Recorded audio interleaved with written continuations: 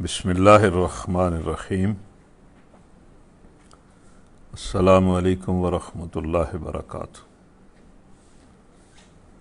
خواتین و حضرات، ہم سب اللہ کی حمد و ثنا اور شکر کے ساتھ اور حضور نبی کریم صلی اللہ علیہ وسلم پر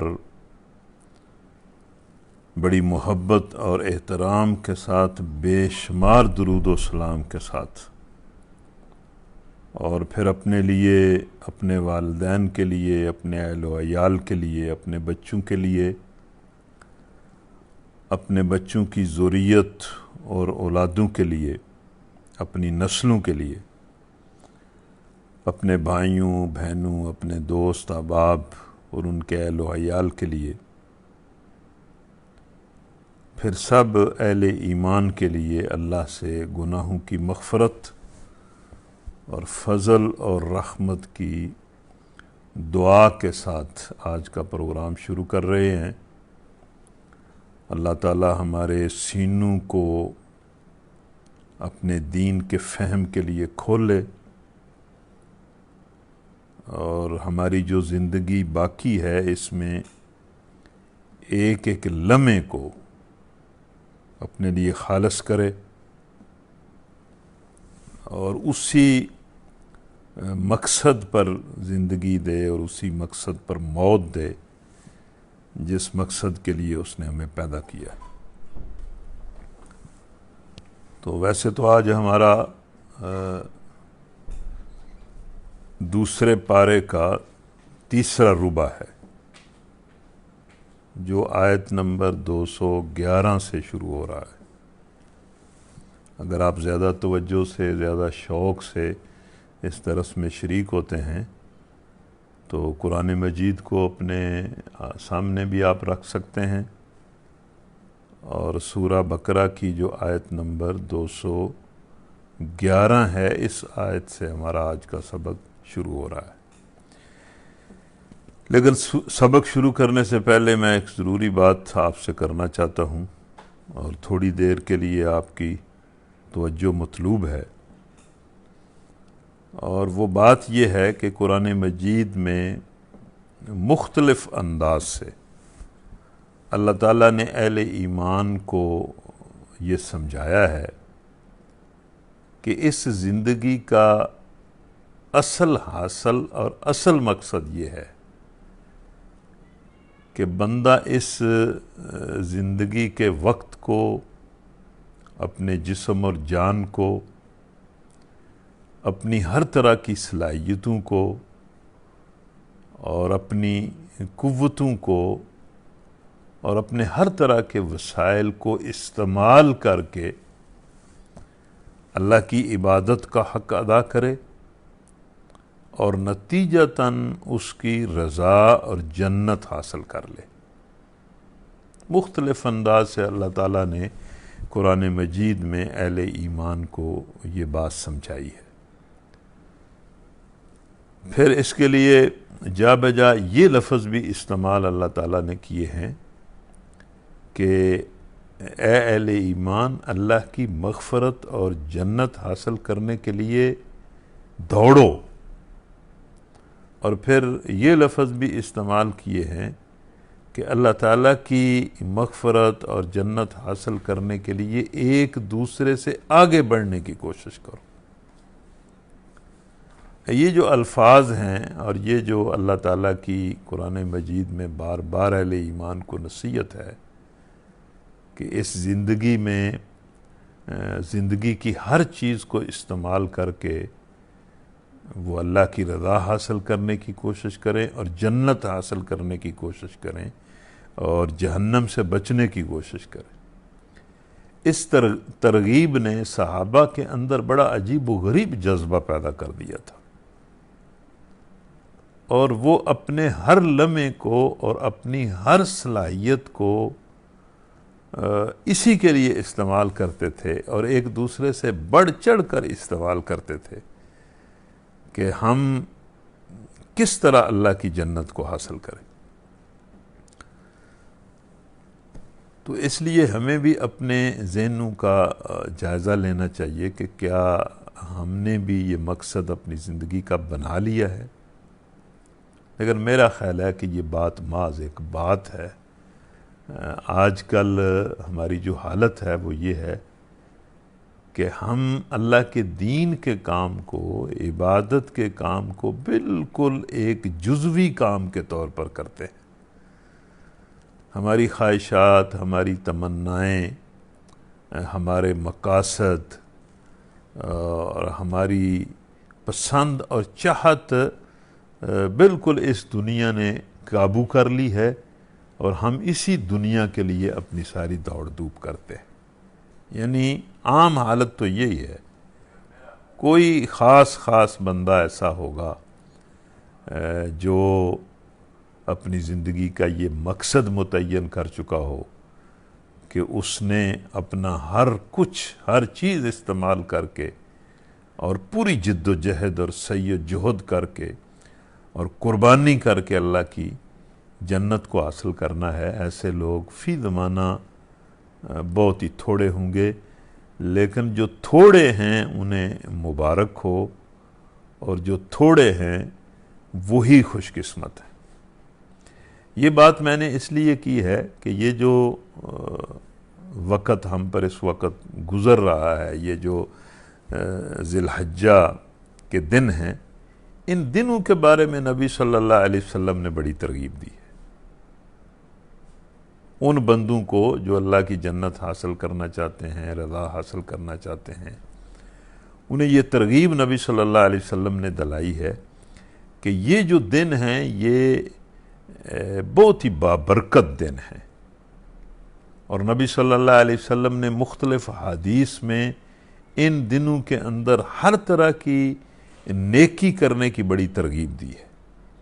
مثلا ان کی مشہور حدیث ہے جس کو بخاری نے کوٹ کیا ہے اور ابن ماجہ نے کوٹ کیا ہے کہ نبی صلی اللہ علیہ وسلم نے فرمایا کہ ذی الحجہ کے یہ جو 10 دن ہیں، ان میں اللہ تعالیٰ کو نیکی کا کوئی عمل اتنا زیادہ پسند ہے کہ باقی سال میں کوئی دن ایسے نہیں ہیں جن میں نیکی کرنا اللہ کو اتنا زیادہ پسند ہو جتنا ان دنوں میں ہے۔ تو صحابہ نے حیران ہو کر نبی صلی اللہ علیہ وسلم سے یہ سوال کیا کہ اے اللہ کے رسول، ان دنوں کی نیکی جو ہے وہ اللہ کو بہت زیادہ پسند ہے، کیا دوسرے دنوں میں بندہ اگر اللہ کے راستے میں جہاد بھی کرے گا تو ان دنوں کی نیکی کے برابر نہیں ہوگا؟ تو نبی صلی اللہ علیہ وسلم نے صحابہ کو جواب دیا کہ ہاں، دوسرے دنوں میں اللہ کے راستے میں جو جہاد ہے وہ بھی ان دنوں کی نیکی کے برابر نہیں ہو سکتا۔ ہاں البتہ نبی صلی اللہ علیہ وسلم نے فرمایا کہ ایک بندہ اللہ کے راستے میں نکلتا ہے، مال لے کر نکلتا ہے اور اپنی جان لے کر نکلتا ہے اور اللہ کے راستے میں جہاد کرتا ہے اور واپس گھر نہیں پلٹتا، شہید ہو جاتا ہے، تو اس کی جو شہادت ہے وہ ان دنوں کی نیکی کے برابر ہو سکتی ہے۔ تو یہ حدیث مطلب ان دنوں میں نیک اعمال کرنے کی بڑی ہی ترغیب اس حدیث سے ملتی ہے کہ بندہ ان دنوں میں کوئی نمازیں ادا کر لے، کوئی روزے رکھ لے، کوئی صدقہ کر لے، کوئی کسی کے ساتھ بھلائی کر لے، کوئی انصاف کا کام کر لے، یا کوئی بھی جو نیکی ہے وہ کرے، تو وہ نیکی اللہ کے ہاں یعنی شہادت کے برابر ہے۔ پھر نبی صلی اللہ علیہ وسلم کی ایک اور بڑی عجیب حدیث ہے کہ انہوں نے فرمایا کہ یہ جو 10 دن ہیں اللہ کے ہاں یہ ہر دن جو ہے وہ 1000 دنوں کے برابر ہے، اور جو 9 ذی الحج ہے یعنی عرفہ کا دن، وہ دن 10,000 دنوں کے برابر ہے۔ اور پھر یہ بھی فرمایا کہ یہ جو برابری ہے یہ فضیلت کے اعتبار سے ہے، مطلب یہ کہ ان 10 دنوں میں یکم ذی الحج سے لے کر 8 ذی الحج تک اگر کوئی بندہ ان دنوں میں نیک عمل کرے گا، کوئی روزہ رکھے گا یا عبادت کرے گا، تو مطلب اس کی عبادت جو ہے وہ 1000 دنوں کے برابر ہوگی۔ اور اگر کوئی بندہ 9 ذی الحج کو کوئی نیکی کرے گا، کوئی عبادت کرے گا، تو اس کی عبادت 10,000 دنوں کے برابر ہوگی۔ تو یہ بھی بڑی عجیب حدیث ہے، اور نبی صلی اللہ علیہ وسلم نے اس حدیث کے ذریعے بھی مسلمانوں کو بڑی ترغیب دی ہے کہ ان دنوں میں وہ بڑھ چڑھ کر نیکیاں کریں، جو نیکی ان کے لیے ممکن ہو وہ نیکی کریں، وہ بھلائی کا کام کریں، عبادت کریں۔ پھر ایک اور حدیث کے الفاظ جو ہیں وہ مزید حیران کر دیتے ہیں کہ نبی صلی اللہ علیہ وسلم نے فرمایا کہ یہ جو 10 دن ہیں، ان کی جو راتیں ہیں وہ ہر رات لیلۃ القدر کی عبادت کے برابر ہے۔ یعنی لیلۃ القدر کی عبادت تو بڑی غیر معمولی عبادت ہے، اور اس لیلۃ القدر کو تو تلاش کرنے کے لیے نبی صلی اللہ علیہ وسلم ساری زندگی مسجد میں اعتکاف کرتے رہے، اور مسلمان بھی رمضان کے آخری عشرے میں اعتکاف کرتے ہیں۔ لیکن نبی کریم صلی اللہ علیہ وسلم کی یہ حدیث، جس کو غالباً ترمذی نے اور ابن ماجہ نے اپنی کتابوں میں درج کیا ہے، کہ یہ جو 10 دن ہیں ان کی ہر رات کی عبادت لیلۃ القدر کی عبادت کے برابر ہے۔ تو یہ میں نے، چونکہ آج دن 2 ذی الحج ہے اور باقی ابھی ہمارے پاس یہ 8 دن ہیں، تو جو لوگ شوق رکھتے ہیں اللہ کی رضا حاصل کرنے کا اور اللہ کا قرب حاصل کرنے کا، ان کے لیے یہ دن بھی اللہ کی طرف سے ایک بہت بڑا گولڈن چانس ہے، اور اس سنہری موقع کو اہل ایمان کو ضائع نہیں کرنا چاہیے۔ اس کے بعد ہم آج کا سبق شروع کر دیتے ہیں۔ آیت نمبر 211 ہے سورہ بقرہ کی۔ اعوذ باللہ من الشیطان الرجیم، بسم اللہ الرحمن الرحیم۔ سل بنی اسرائیل کم آتیناہم من آیت بینہ وَمَن يُبَدِّلْ نِعْمَةَ اللَّهِ مِن بَعْدِ مَا جَاءَتْهُ فَإِنَّ اللَّهَ شَدِيدُ الْعِقَابِ۔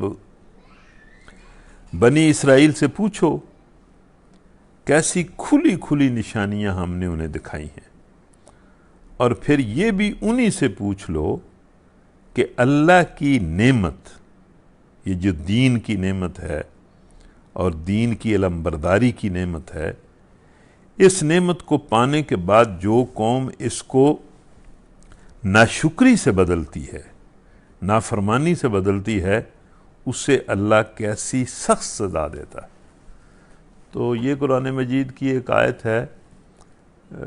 قرآن کا سمجھانے کا جو انداز ہے اس میں سے ایک طریقہ قرآن کا یہ ہے کہ اللہ تعالیٰ نے پچھلی قوموں کا ذکر کیا ہے، اور ان کا ذکر کر کے انسانوں کو اس ذکر سے سبق حاصل کرنے اور عبرت حاصل کرنے کی دعوت دی ہے، کہ کسی کے اچھے کام سے سبق حاصل کرو، کسی قوم کے اچھے کام سے، اور کسی قوم کی برائی اور پھر اس برائی کے نتیجے میں اللہ نے جو سزا اس قوم کو دی، جو عذاب اس قوم پر آیا، اس سے عبرت حاصل کرو۔ تو یہاں بھی اللہ تعالیٰ بنی اسرائیل کی مثال پیش کرتا ہے کہ بنی اسرائیل کی لمبی تاریخ ہے، اور اس تاریخ میں تمہارے لیے بڑا سبق ہے اور بڑی عبرت ہے کہ اللہ تبارک و تعالیٰ نے انہیں دین عطا کیا، پھر دین کی حقانیت ان پر واضح کرنے کے لیے طرح طرح کی نشانیاں، ہر طرح کی نشانیاں، معجزات انہیں دکھائے، اور اپنی طرف سے انہیں دین کا علمبردار بنایا، انبیاء ان میں پیدا کیے، اور ان کے ذمے یہ لگایا کہ انہوں نے خود بھی اس دین پر چلنا ہے اور دوسری انسانیت کو بھی اس دین کی دعوت دینی ہے۔ جو کام اب امت مسلمہ کے ذمے ہے، یہ کام ایک عرصہ دراز تک بنی اسرائیل کے ذمے رہا، اب یہ کام امت مسلمہ کے ذمے ہے۔ نبی صلی اللہ علیہ وسلم کے ذریعے اس امت کو اللہ تعالیٰ نے یہ اعزاز بخشا ہے کہ اس دین پر خود بھی عمل کرے، اس دین کی قدر کرے اور اس دین کی دعوت ساری دنیا کو دے، اور نہ صرف دعوت دے بلکہ اس دین کو پوری دنیا میں نافذ اور قائم کرنے کے لیے بھی جد و جہد کرے۔ تو بنی اسرائیل کے پاس بھی یہ ایک عرصہ تک اعزاز رہا۔ تو اللہ تعالیٰ فرماتا ہے کہ ہم یہ بھی آپ دیکھ سکتے ہیں کہ ہم نے کس کس طرح ان لوگوں کو اپنی نشانیاں دکھائیں، یعنی معجزات پر معجزات ہم نے انہیں دکھائے، ان پر بادلوں کا سایہ کیا، انہیں من و سلوہ عطا کیا، انہیں فرعونیوں سے نجات دی، اور پھر فرعون کی قوم کو سمجھانے کے لیے طرح طرح کی نشانیاں اور معجزے موسیٰ علیہ السلام نے ان کو دکھائے، اور باقی انبیاء بھی اسی طرح۔ تو یہ بھی سبق آپ ان سے حاصل کر سکتے ہیں۔ اور پھر جب انہوں نے اس کی ناشکری کی تو جس طرح اللہ تعالیٰ نے انہیں پکڑا اور جو جو عذاب انہیں دیے، اس دنیا کے اندر انہیں ذلیل کیا اور غلام کیا، اور پھر جب انہوں نے انتہا کر دی تو اس اعزاز کو اللہ تعالیٰ نے ان سے واپس لے لیا اور محمد صلی اللہ علیہ وسلم کے ذریعے امت مسلمہ کے حوالے کر دیا۔ تو اب یہ امت مسلمہ کو اللہ سمجھا رہا ہے کہ دیکھو اس بنی اسرائیل کی تاریخ سے تمہارے لیے اس تاریخ میں پورا سبق ہے، بڑے درس بھی تمہیں اس سے مل سکتے ہیں اور بڑی عبرت بھی تم اس سے حاصل کر سکتے ہو، اور تم بالکل اس قوم کو دیکھ کر اپنا مستقبل جو ہے اس کو سمجھ سکتے ہو کہ اگر تم نے اس دین کی قدر کی اور اللہ کی طرف سے اس فرض کو پورا کیا جو اس نے تم پر عائد کیا ہے، اور اس منصب کا حق ادا کیا جو دنیا بھر کی قوموں کی رہنمائی کا منصب ہم نے تمہیں دیا ہے، تو پھر تمہارے لیے عزت ہی عزت ہے، اقتدار ہی اقتدار ہے، دنیا کی بادشاہت بھی تمہارے لیے ہے۔ اور اگر تم نے جرم کیا تو تم پوری دنیا کی قوموں میں سب سے زیادہ ذلیل ہو جاؤ گے، اور یہ ساری چیز ہمارے سامنے۔ زُيِّنَ لِلَّذِينَ كَفَرُوا الْحَيَاةُ الدُّنْيَا وَيَسْخَرُونَ مِنَ الَّذِينَ آمَنُوا وَالَّذِينَ اتَّقَوْا فَوْقَهُمْ يَوْمَ الْقِيَامَةِ وَاللَّهُ يَرْزُقُ مَن يَشَاءُ بِغَيْرِ حساب۔ یہ بات تو ہم کرتے رہتے ہیں ان درسوں میں کہ قرآن مجید کی صفات میں سے ایک بہت بڑی صفت یہ ہے کہ یہ انتہائی جامع کلام ہے، اور اس کی جامعیت کی کوئی مثال ہی نہیں ہے۔ انسانی کلاموں میں اس کی جامعیت کی مثال ملتی نہیں، انسان اس پر قادر ہی نہیں ہے کہ اتنے جامع جملے جو ہے وہ ادا کر سکے۔ اب یہ دیکھیں ایک آیت کے اندر مطلب پوری بات جو ہے وہ سمجھائی گئی ہے۔ جن لوگوں نے کفر کی راہ اختیار کی ہے ان کے لیے دنیا کی زندگی بڑی محبوب اور دل پسند بنا دی گئی ہے۔ اب دیکھیں نا، یہ اللہ تعالیٰ سمجھا رہا ہے کہ جو لوگ انکار کرتے ہیں یا نافرمانی کرتے ہیں اللہ کے دین کی، انبیاء کی، اس کی دعوت کی، اس کی وجہ دنیا ہوتی ہے۔ مطلب اس کی بنیاد ہی دنیا کو پسند کرنا ہوتا ہے، دنیا کی زینتیں، دنیا کی یہ ساری جو اٹریکشن ہے، اس کی جو ذبائش اور آرائش ہے، اور یہ ایک دھوکہ ہے۔ ورنہ دنیا کے اندر کوئی دنیا مل جائے تو کوئی بہت زیادہ اس سے بندے کو مطلب وہ زینت نہیں ملتی، پھر بھی اس دنیا کے اندر بڑی تلخیاں ہیں، بلکہ جو دنیا بنتی جاتی ہے تلخیاں بڑھتی جاتی ہیں، لیکن یہ ایک دھوکہ ہے۔ تو اللہ کہتا ہے کہ جنہوں نے بھی میری طرف سے آنے والے انبیاء اور میری طرف سے آنے والی تعلیم کا انکار کیا ہے اور نافرمانی کی ہے، اس کی وجہ دنیا کی زندگی ہے، اور یہ سمجھایا ہے مسلمانوں کو کہ اس دنیا سے محبت کرو گے تو اس فرض کو تم پورا نہیں کر سکتے جو تم پر عائد کیا گیا۔ اور یہ ہم سب میں سے ویسے اپنے آپ کو ہم سب کو دیکھنا چاہیے۔ اللہ کے بندے کی جو چاہت ہے وہ اللہ کی رضا ہوتی ہے، جنت ہوتی ہے، وہ دنیا نہیں ہوتی۔ اگر ہم میں سے جو بندہ دنیا کے ساتھ بڑا محبت کرتا ہے اور اس کے نقصان پر بہت زیادہ غمزدہ ہوتا ہے اور اس کے فائدے پر بڑے جشن مناتا ہے، اس کو سمجھ لینا چاہیے کہ وہ اللہ کا مطلوب اور محبوب بندہ نہیں ہے۔ اور پھر اللہ نے فرمایا کہ یہ لوگ جو انکار کرنے والے ہیں، جو دنیا کی زندگی کو بڑا پسند کرتے ہیں، وَيَسْخَرُونَ مِنَ الَّذِينَ آمَنُوا، یہ مذاق اڑاتے ہیں اہل ایمان کا کہ ان کو یہ تو بے وقوف ہیں، ان کو تو پتہ ہی نہیں ہے۔ یعنی وہ دنیا کو اتنی بڑی چیز سمجھتے ہیں، ان کے پاس اگر پیسہ ہے، پراپرٹی ہے، کوئی منصب اور عہدے ہیں، جاہ اور حشمت ہے، تو وہ اہل ایمان کا مذاق اڑاتے ہیں کہ انہیں تو زندگی کی حقیقت کا ہی کوئی پتہ نہیں ہے، یہ تو محروم لوگ ہیں، فقیر لوگ ہیں۔ حالانکہ اللہ فرماتا ہے کہ حقیقت کو سن لو، یعنی مسلمان بھی سن لیں اور کافر بھی سن لیں، جنہوں نے سب کچھ اس دنیا کو سمجھا ہوا ہے۔ کافر سے مراد صرف وہ اصطلاحی کافر نہیں ہے، بلکہ ہر انکار کرنے والا اور ہر نافرمانی کر کے دنیا کو پسند کرنے والا بندہ مراد ہے۔ اللہ کہتا ہے یہ سارے لوگ سن لو۔ والذین اتقوا فوقہم یوم القیامہ، اللہ اعلان کرتا ہے کہ دیکھو جو لوگ ایمان لا کر تقوی کی راہ اختیار کریں گے، وہ قیامت کے دن ان کافروں کے مقابلے میں بڑے بلند مرتبہ ہوں گے، ان کو بڑی فوقیت حاصل ہوگی، ان کو بڑی عزت حاصل ہوگی۔ جو کافر آج ان کا مذاق اڑاتے ہیں، جب نتیجے کا دن آئے گا تو پھر پتہ چلے گا کہ کامیاب کون ہے اور عزت کسے ہے اور فوقیت کسے ہے اور بالادستی کسے ہے، مطلب یا بڑا مقام کس کا ہے۔ یعنی اہل ایمان قیامت کے دن ان کافروں کے مقابلے میں بڑے عالی مقام ہوں گے، جنہوں نے تقوی کی زندگی اختیار کی ہوگی وہ بڑے عالی مقام ہوں گے۔ پھر آگے دیکھیں اللہ فرماتا ہے اسی آیت میں، وَاللَّهُ يَرْزُقُ مَن يَشَاءُ بِغَيْرِ حساب، رہا یہ دنیا کا رزق تو اللہ اپنی حکمت کے تحت جس کو چاہتا ہے زیادہ دے دیتا ہے۔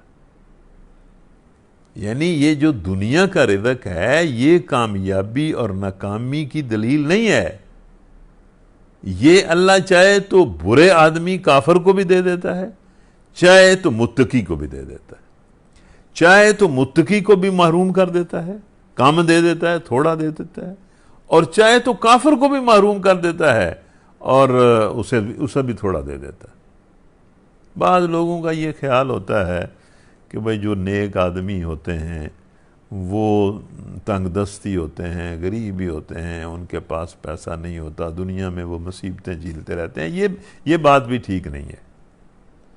اور میں تو اس کے لیے مثال دیا کرتا ہوں کہ اس بات کو سمجھنے کے لیے کہ ایسا معاملہ نہیں ہے کہ بھئی دنیا میں جو آدمی تقوی کی راہ اختیار کرے گا ضرور وہ غریب ہی ہوگا اور ضرور وہ پریشانی ہوگا اور ضرور اسے تنگیاں ہی آئیں گی، ایسا نہیں ہے۔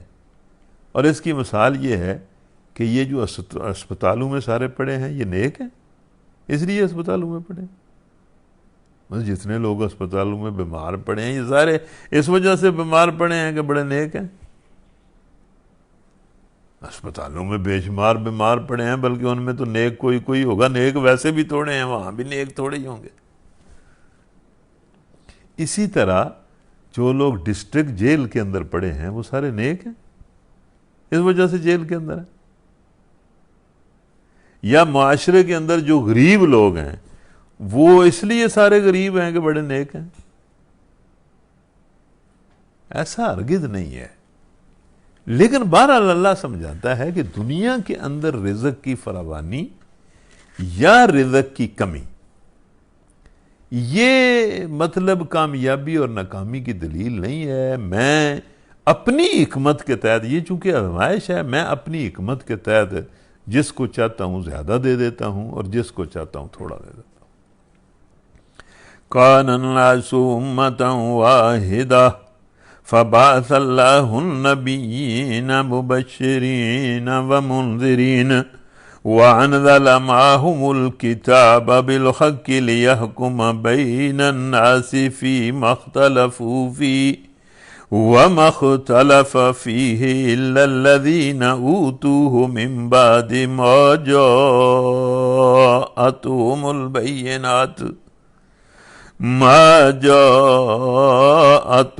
البينات بغيا بينهم فَهَدَى اللَّهُ الَّذِينَ آمَنُوا لِمَا اخْتَلَفُوا فِيهِ مِنَ الْحَقِّ بِإِذْنِهِ وَاللَّهُ يَهْدِي مَن يَشَاءُ إِلَى صِرَاطٍ مُسْتَقِيمٍ۔ یہ اصل میں قرآن مجید جو ہے یہ حقائق کی گرہ کھولتا ہے، مطلب یہ کہ بتاتا ہے کہ حقیقت کیا ہے۔ مطلب ظاہر ہے یہ ایک لحاظ سے سوچا جائے تو انسان کی زندگی بھی ایک سوال ہی ہے اور یہ کائنات بھی ایک سوال ہی ہے۔ اگر آدمی اپنے آپ پر سوچنا شروع کر دے کہ میں کیا ہوں، کیا میری حیثیت ہے، کہاں سے آیا ہوں، تو مطلب اسے کیا جواب ملے گا؟ کوئی انسان کو پتہ نہیں ہے۔ اور نہ اس کائنات کے بارے میں بندہ سوچے تو بندے کو کوئی پتہ نہیں چلتا۔ تو یہ جو سوال ہے زندگی کا اور اس دنیا کا، اس کا صحیح جواب تو ایک طرف سے ہی آیا ہے اور وہ انبیاء ہیں اور وحی کا علم ہے۔ باقی تو انسان کو کسی ذریعے سے کوئی پتہ نہیں چلتا کہ بھئی یہ کیا سلسلہ ہے۔ تو اللہ تعالیٰ جو ہے وہ انسانیت کی زندگی کی جو گرہیں ہیں، یہ قرآن ان گرہوں کو کھولتا ہے اور بندے کے سامنے واضح کرتا ہے کہ یہ کیا ہے۔ یہاں بھی یہ آیت بھی بہت مطلب جامع آیت ہے۔ ابتدا میں سب لوگ ایک ہی طریقے پر تھے۔ اللہ فرماتا ہے کہ جب ہم نے انسان کو پیدا کیا تو سارے لوگ میری بندگی پر تھے، حق پر تھے، ٹھیک تھے، بالکل علم کی، ایمان کی روشنی میں نے انسان کو پیدا کیا ہے۔ یہ جو لوگ کہتے ہیں نا کہ پہلے یہ کیڑا تھا اور پھر یہ پرندہ بن گیا، پھر یہ باندر بن گیا، پھر یہ انسان بن گیا، وہ بالکل غلط ہے۔ ہم نے انسان کو شروع سے بالکل انسان بنایا ہے اور پوری طرح اسے علم کی اور ایمان کی روشنی میں ہم نے اسے پیدا کیا ہے۔ تو اللہ کہتا ہے ابتدا میں سارے لوگ ایک تھے، لیکن چونکہ ہم نے انسانوں کو آزمانے کے لیے ان کے اندر انکار کا جذبہ بھی، قبولیت کا جذبہ بھی، برائی کا جذبہ بھی، نیکی کا جذبہ بھی، پاکی کا جذبہ بھی، گندگی کا جذبہ بھی، یہ سارے مطلب رکھے ہیں اس کو آزمانے کے لیے، اس لیے آہستہ آہستہ پھر یہ حالت باقی نہ رہی اور انسان خراب ہو گئے، ان کے عقائد بھی خراب ہو گئے، ان کے اخلاق بھی خراب ہو گئے۔ تب اللہ نے پھر نبی بھیجے تاکہ لوگوں کو حقیقت پتہ چلے۔ تب اللہ نے نبی بھیجے جو راست روی پر بشارت دینے والے اور کج روی کے نتائج سے ڈرانے والے تھے۔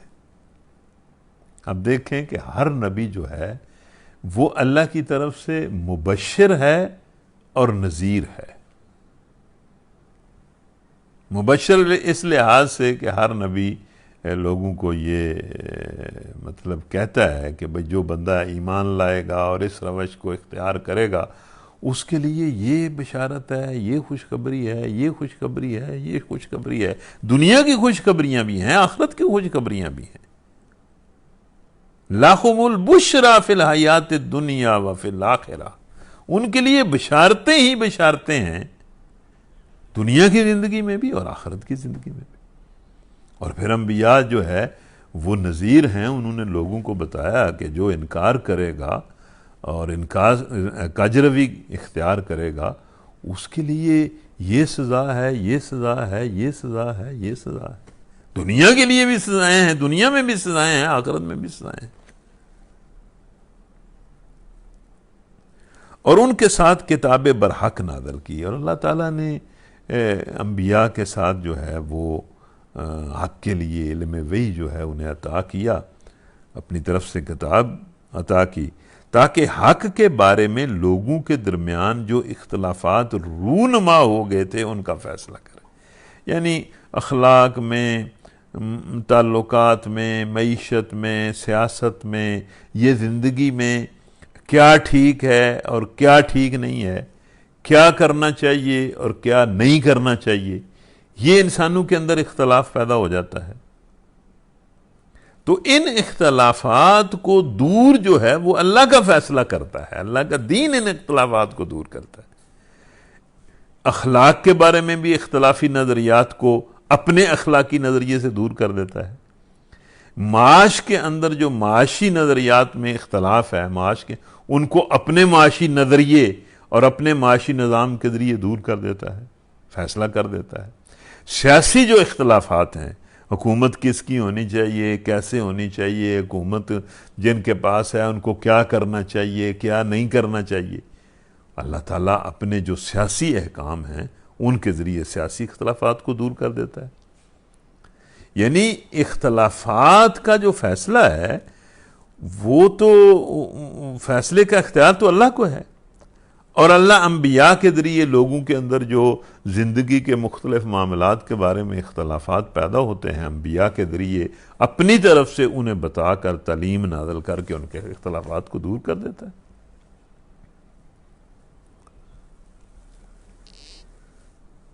اسی لیے کہا جاتا ہے فَحُکْمُهُ إِلَى اللَّهِ، مطلب فیصلہ جو اختلافات کا فیصلہ ہے وہ تو اللہ ہی کرتا ہے۔ اور ان اختلافات کے رونما ہونے کی وجہ یہ نہ تھی کہ ابتدا میں لوگوں کو حق بتایا نہیں گیا تھا، نہیں، مطلب لوگوں نے جو اختلاف کیا اخلاقی معاملات میں، معاشی معاملات میں، نجی معاملات میں، سیاسی معاملات میں، ہر طرح کے معاملات میں یہ جو ٹھیک اور غلط کے بارے میں اختلاف کیا کہ بھئی یہ ہونا چاہیے، یہ نہیں ہونا چاہیے، یہ اس لیے نہیں انہوں نے کیا کہ وہ اصل بات کو جانتے نہیں تھے۔ اختلاف ان لوگوں نے کیا جنہیں حق کا علم دیا جا چکا تھا، اللہ تعالیٰ نے حق ان پر واضح کیا ہوا تھا، اس کے باوجود انہوں نے اختلاف کیا۔ انہوں نے روشن ہدایات پا لینے کے بعد محض اس لیے حق کو چھوڑ کر مختلف طریقے نکالے کہ وہ ایک دوسرے پر زیادتی کرنا چاہتے تھے۔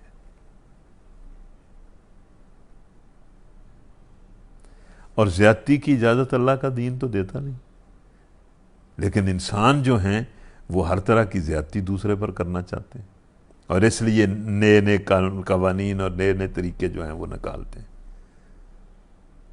بس حسد کی بنیاد پر، مفاد کی بنیاد پر، عصبیت کی بنیاد پر لوگ ایک دوسرے کے ساتھ زیادتی کرنا چاہتے ہیں، اور اس زیادتی کی وجہ سے وہ اللہ کے دین سے، زیادتی کی اس خواہش کی وجہ سے، اس خواہش کو پورا کرنے کے لیے وہ اللہ کے دین کے ساتھ اختلاف کرتے ہیں۔ اب یہ جتنی زیادتیاں ہو رہی ہیں، آپ سوچیں دنیا کے اندر، یہ دیانتداری کی بات ہے۔ ہم عالم کفر سے بھی کہتے ہیں، عالم اسلام سے بھی کہتے ہیں، پاکستان والوں سے بھی کہتے ہیں، انڈیا والوں سے بھی کہتے ہیں، بنگلہ دیش والوں سے بھی کہتے ہیں، سارے لوگوں سے ہم کہتے ہیں کہ یہ جو جتنا فساد دنیا کے اندر پھیلا ہوا ہے، کیا اگر لوگ اللہ کے دین پر اتفاق کر لیں تو یہ فساد رہے گا؟ کوئی ظلم نہیں رہے گا، کوئی کسی قسم کی زیادتی نہیں رہے گی، کوئی زندگی کے اندر جو ہے اس کے اندر عدم توازن نہیں رہے گا، ساری زندگی بالکل ٹھیک فطرت پر کھڑی ہو جائے گی اور انصاف پر کھڑی ہو جائے گی۔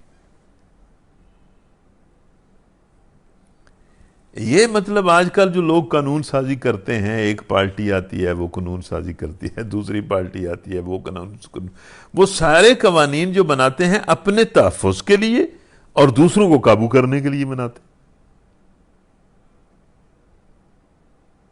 تو اللہ کہتا ہے کہ میرے دین کے ساتھ جو اختلاف لوگوں نے کیا وہ اس وجہ سے نہیں کیا کہ انہیں حق کا علم نہیں تھا، ہم تو حق کا علم ہر زمانے میں لوگوں کو دیتے رہے ہیں۔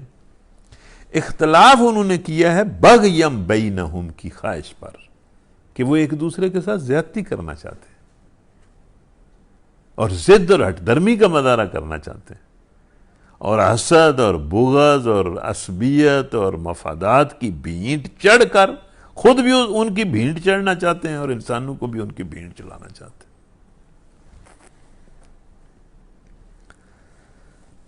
بس جو لوگ انبیاء پر ایمان لے آتے ہیں، یہ بڑی زبردست آیت ہے، بڑے زبردست الفاظ ہیں، فَهَدَى اللَّهُ الَّذِينَ آمَنُوا لِمَا اخْتَلَفُوا فِيهِ مِنَ الْحَقِّ بِإِذْنِهِ وَاللَّهُ يَهْدِي مَن يَشَاءُ إِلَىٰ صِرَاطٍ مُسْتَقِيمٍ۔ جو لوگ انبیاء پر ایمان لے آئے انہیں اللہ نے اپنے اذن سے اس حق کا راستہ دکھا دیا جس میں لوگوں نے اختلاف کیا تھا۔ مطلب یہ کہ جو بندہ ایمان لے آتا ہے اسے اللہ کی طرف سے دین مل جاتا ہے، اور لوگ جن چیزوں میں اختلافات کر رہے ہوتے ہیں انہیں سمجھ آ جاتی ہے کہ غلط کیا ہے اور صحیح کیا ہے، انہیں حق کا راستہ نظر آ جاتا ہے۔ یعنی ایمان جو ہے وہ حق شناسی کی بنیاد ہے۔ جو بندہ اللہ پر اور اس کے رسول پر اور اس کی کتابوں پر ایمان لائے گا، اس ایمان کی وجہ سے اسے حق نصیب میں ہوگا، اور جب اسے حق مل جائے گا تو اس کے سامنے ہر چیز کھل جائے گی کہ غلط کیا ہے اور صحیح کیا ہے۔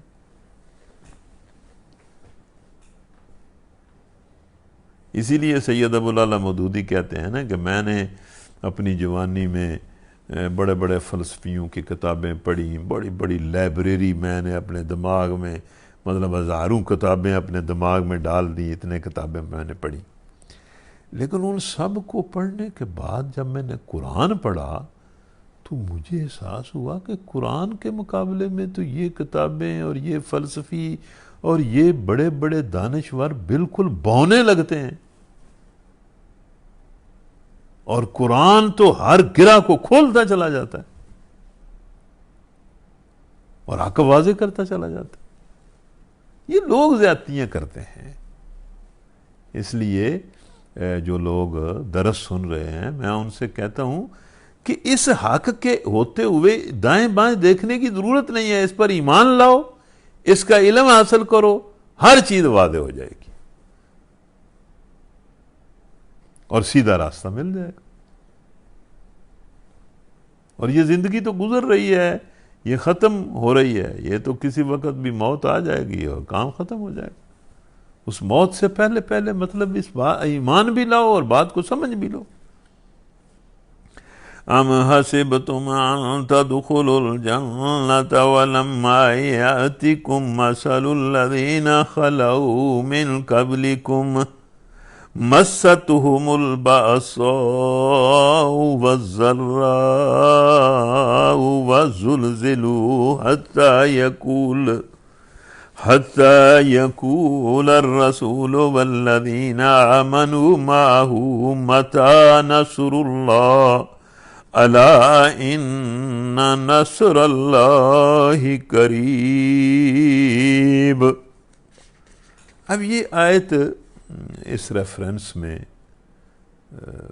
بندہ جب سوچتا ہے تو ویسے تو یہ ساری آیتیں ہیں یہ مسلمانوں کو سمجھانے کے لیے ہیں کہ ہم نے بس بنی اسرائیل سے وہ اعزاز اور وہ منصب لے کر اب تمہیں دے دیا ہے۔ مسلمانوں کو اللہ تعالیٰ سمجھا رہا ہے اب اس کے یہ تقاضے ہیں، یہ تقاضے ہیں۔ تو اس ریفرنس میں یہ جو آیت ہے، پھر کیا تم لوگوں نے یہ سمجھ رکھا ہے کہ یوں ہی جنت کا داخلہ تمہیں مل جائے گا؟ حالانکہ ابھی تم پر وہ سب کچھ نہیں گزرا ہے جو تم سے پہلے ایمان لانے والوں پر گزر چکا ہے۔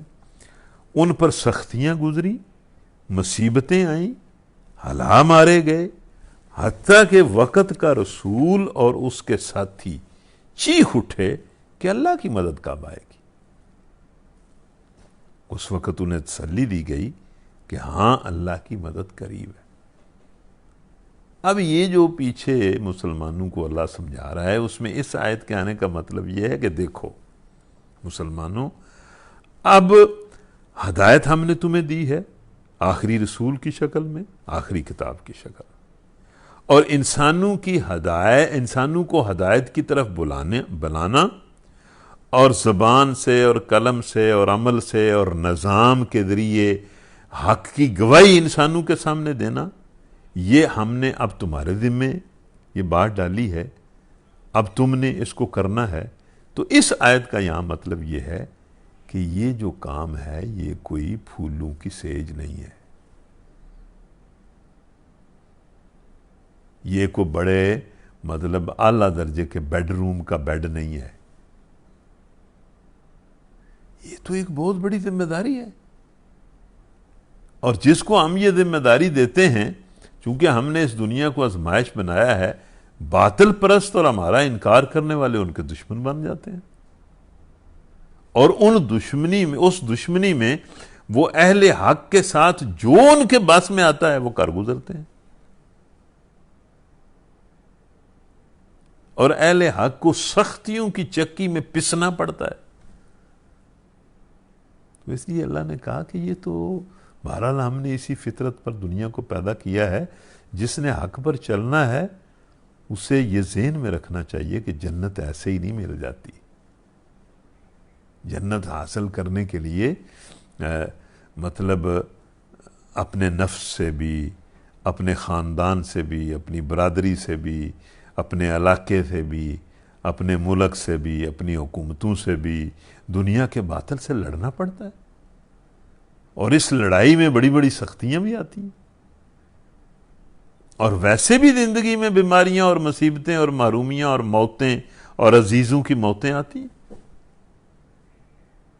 تو جو بندہ سختیوں اور مصیبتوں میں اور مقابلے میں ڈٹا رہتا ہے وہ جنت پا لے گا۔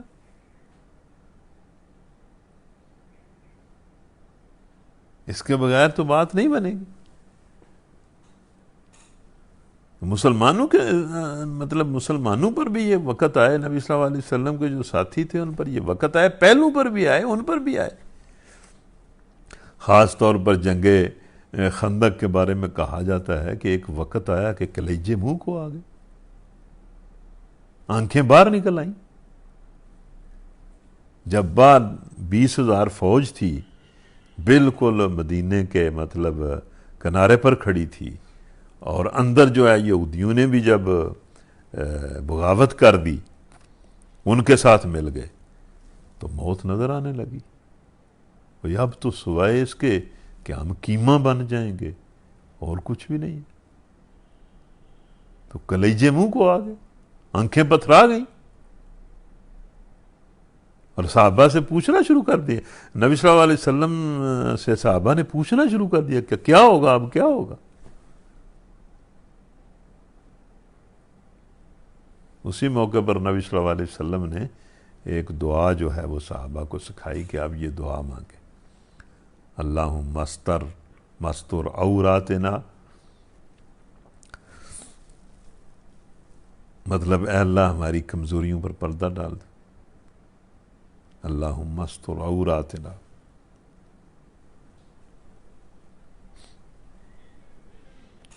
تو اللہ تعالیٰ نے نبی صلی اللہ علیہ وسلم نے دعا سکھائی، صحابہ نے وہ دعا اللہ تعالیٰ سے مانگی، اور اللہ تعالیٰ نے ایک رات کے اندر سارا نقشہ ہی بدل دیا، کچھ کا کچھ کر دی۔ اور پھر یہ بھی سمجھ آ گئی مسلمانوں کو کہ الا ان نصر اللہ قریب، کہ اللہ کی مدد قریب ہے، ساتھ ہی مدد آ گئی۔ يسألونك ماذا ينفقون قل ما أنفقتم من خير فللوالدين والأقربين واليتامى والمساكين وابن السبيل وما تفعلوا من خير فإن الله به عليم۔ لوگ پوچھتے ہیں کہ ہم کیا خرچ کریں۔ ظاہر ہے جب نبی صلی اللہ علیہ وسلم دعوت دے رہے تھے، پھر لوگ مسلمان ہو رہے تھے، تو جو مسلمان ہو رہے تھے ان کے دلوں کے اندر نیکی کا جذبہ، اللہ کی رضا کا جذبہ پیدا ہو رہا تھا۔ تو نبی صلی اللہ علیہ وسلم صدقہ، اللہ کے راستے میں خرچ کرنا اس کی بڑی ترغیب کر رہے تھے، تو پھر صحابہ کے دلوں کے اندر یہ سوال پیدا ہوتے تھے وہ کیا خرچ کریں، کس طرح خرچ کریں، اور بار بار پوچھتے تھے۔ تو اس کے جواب میں اللہ تعالیٰ فرماتا ہے کہ ان کو جواب دو کہ جو مال بھی تم خرچ کرو گے اپنے والدین پر، رشتہ داروں پر، یتیموں اور مسکینوں پر اور مسافروں پر، اور جو بھلائی بھی تم کرو گے اللہ اس سے باخبر ہے، مطلب کرو۔ لیکن بتا دیا کہ بھئی یہ جو پیسہ ہے اس کا سب سے بہترین مد اپنے والدین پر خرچ کریں۔ اب والدین تو بچوں پر خرچ کرتے ہیں، بچوں نے والدین پر کیا خرچ کرنا ہوتا؟ والدین بوڑھے ہونے تک مطلب جدھر سے کوئی پیسہ ملتا ہے وہ بچوں کو دیتے جاتے ہیں، دیتے جاتے ہیں، دیتے جاتے ہیں، اس کی بھی ضرورت پوری ہو جائے، اس کی بھی ضرورت پوری ہو جائے، اس کی بھی ضرورت۔ بلکہ بچوں کے معاملے میں والدین کے اندر جو خواہش ہوتی ہے کہ میرا بچہ جو ہے وہ یہ بن جائے، خواہ اس پر کتنا پیسہ خرچ ہو، وہ اس معاملے میں گناہ کے اندر مبتلا ہو جاتے ہیں، یعنی غلط طریقے سے بھی خواہش بچوں کی پوری کرنے کی کوشش کرتے ہیں۔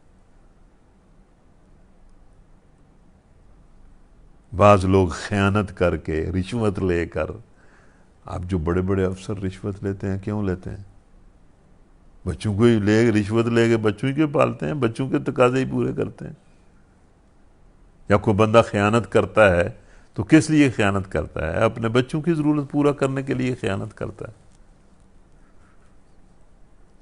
تو اگر بچہ بڑا ہو جائے اور اس کے ہاتھ میں وہی پیسے آ جائیں جو باپ کے پاس تھے، اور پھر وہ اپنے والد پر بھی خرچ نہ کرے، تو اتنا بدتینت بھی کوئی ہو سکتا ہے؟ یعنی پیسے وہی جو والد نے ساری زندگی کاروبار بنایا ہے اس پر قبضہ اب بیٹے نے کر لیا، اب پیسے اس بیٹے کے ہاتھ میں آ گئے، کاروبار بھی اس کے ہاتھ میں آ گیا، باپ بیمار ہو گیا ہے، بوڑھا ہو گیا ہے، اس کا ذہن اب اس طرح نہیں رہا، تو اب اگر والد کو والد پر وہ پیسے خرچ نہ کرے تو پھر تو کیا ہے، وہ کوئی انسان ہے؟ تو اس لیے اللہ نے کہا سب سے پہلے کہ والدین پر، پھر رشتہ داروں پر، یتیموں پر، مسکینوں پر، مسافروں پر خرچ کرو۔ جو بھی خرچ کرو گے اللہ تعالیٰ اس سے باخبر ہوگا، اسے اللہ تعالیٰ اس کا اجر تمہیں دے دے گا۔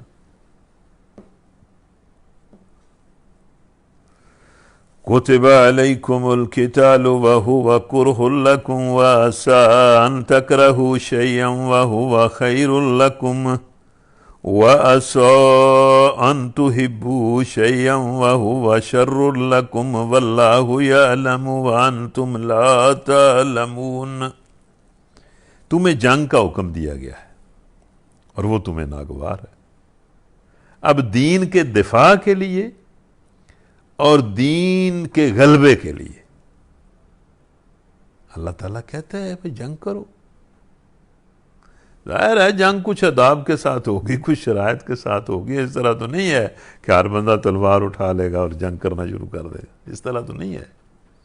اس کے آداب اور شرائط اپنی جگہ ہیں، لیکن اللہ نے بہرحال جہاں نماز کا، روزے کا، سچ بولنے کا، حلال کھانے کا، والدین کی خدمت کرنے کا، ان کی اطاعت و فرما برداری کرنے کا، رشتہ داروں کے ساتھ بھلائی کرنے کا حکم دیا ہے، وہاں اس نے جنگ کا بھی حکم دیا کہ جنگ کرو۔ لیکن جنگ تو بہرحال بڑی مشکل کام ہوتا ہے، اس لیے اللہ کہتا ہے کہ تمہیں جنگ کا حکم دیا جا رہا ہے لیکن تم سوچتے ہو یہ تو بڑا مشکل کام ہے، تمہیں ناگوار ہے۔ لیکن اس ناگواری کے باوجود ہو سکتا ہے کہ جنگ تمہارے لیے بہت ہی بہتر ہو، اس کے ذریعے تمہیں عزت حاصل ہو، اس کے ذریعے تمہیں جنت حاصل ہو، دنیا میں عزت حاصل ہو، آخرت میں جنت حاصل ہو۔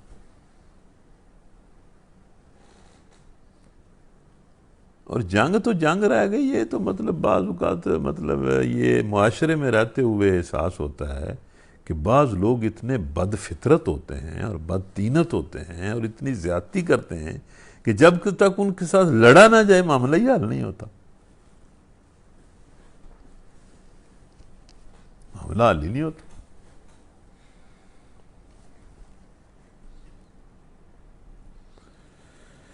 ہو سکتا ہے کہ ایک چیز تمہیں ناگوار ہو اور وہی تمہارے لیے بہتر ہو، اور ہو سکتا ہے کہ ایک چیز تمہیں پسند ہو اور وہی تمہارے لیے بری ہو۔ مطلب یہ کہ ایک چیز کو تم پسند کرتے ہو سکتا ہے اس کے اندر تمہارے لیے شر ہو، اور ایک چیز کو تم ناپسند کرتے ہو سکتا ہے اس میں تمہارے لیے خیر ہو۔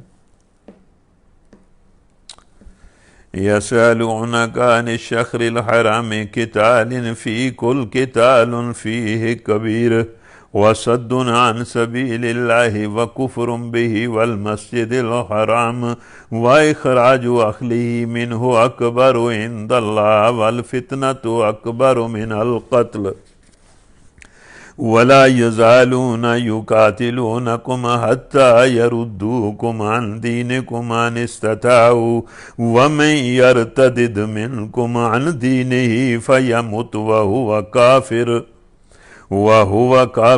فأولئك حبطت أعمالهم في الدنيا والآخرة وأولئك أصحاب النار هم فيها خالدون۔ اب قتال کا اللہ نے حکم دیا، بھائی لڑو ان کے ساتھ۔ یہ ظاہر ہے سورہ بقرہ مدنی صورت ہے، مدینہ میں جب مسلمان آگے تھے تو ان کو اللہ نے جنگ کی اجازت دے دی تھی، اسی لیے پھر جنگ بدر ہوئی، اسی لیے پھر جنگ احد ہوئی، پھر جنگ خندق ہوئی۔ تو اللہ نے مکے میں تو اللہ تعالیٰ نے کہا کہ بس صبر کرو، ابھی وہ وقت نہیں آیا، لیکن مدینہ میں تو اللہ نے کہا کہ اب ان کا تلوار سے مقابلہ کرو،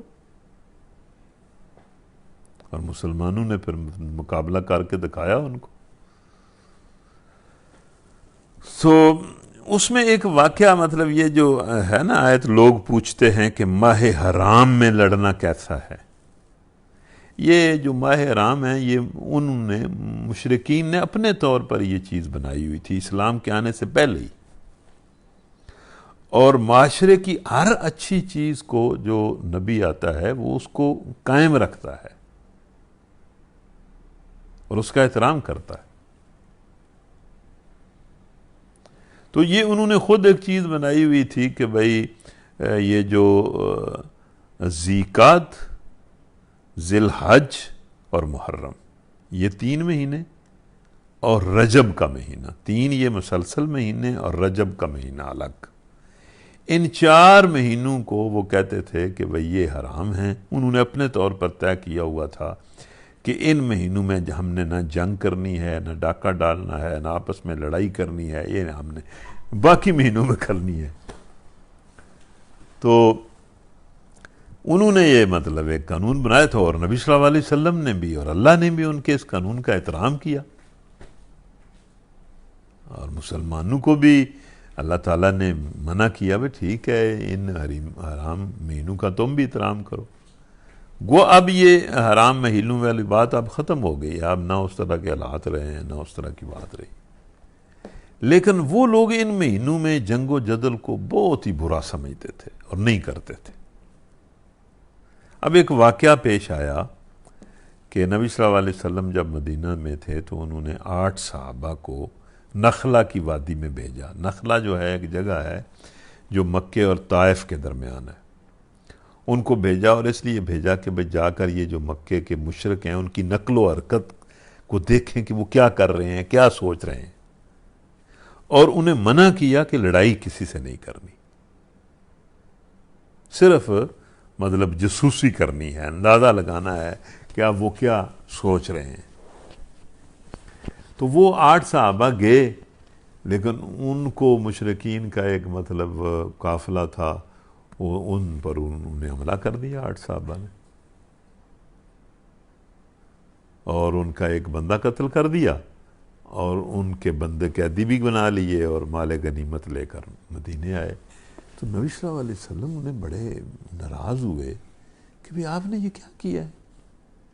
میں نے تو تمہیں کہا تھا کہ بھئی لڑنا نہیں ہے، تم ایک بندہ بھی مار آئے ہو اور یہ مال غنیمت لے کے آئے۔ نبی صلی اللہ علیہ وسلم نے ان قیدیوں کو بھی چھوڑ دیا، اور مطلب وہ جو مال غنیمت ہے وہ بھی قبول نہیں کیا.